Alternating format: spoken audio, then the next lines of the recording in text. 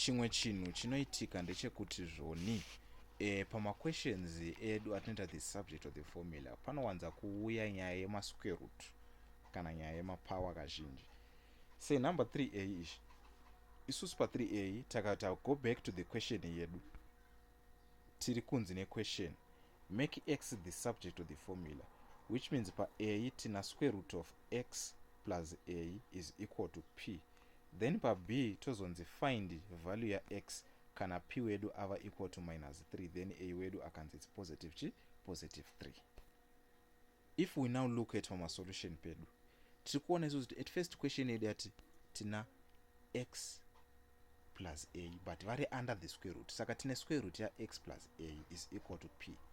Chinjekutanga ndechekuziva kuti paunenge une chisquare root ichi chakadai pakaiswa value yako yakanzi a popanzi zviri equal, let's say popanzi zviri equal kana kuti 2, wakanzi tsvaga kuti a ndiyani, kuti ubvise chisquare root ichochi ichi unoita to the power 2, you square masides ese, you square both sides. Saka wakaita square both sides wato remove chisquare root sign chako, saka unobva saura una a is equal to 2 to the power 2, which means a wako unobva wamwana ari equal to 4.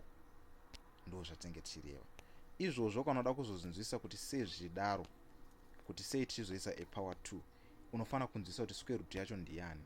Square root wakanzi square root of a is equal to 2, wakanzi find the value of a, ziva kuti square root sign wako ushu ndiye power half, anenge zvangofanana kuti a to the power half. A to the power half ndiye akangofanana nekuti the square root of a. Saka tinenge tichiti kuti ubvise ka power which is ka half kari pamusoro pa a aka unofana kuita square like this. Saka zvakangofanana nekuti a to the power half over what is squared over what zviri equal to 2 over what futi squared. Saka tinenge tichiti wakati a to the power half, ma powers ndo ano multiply, wakati half times 2 panapa over what zviri equal to 2 times 2 like this.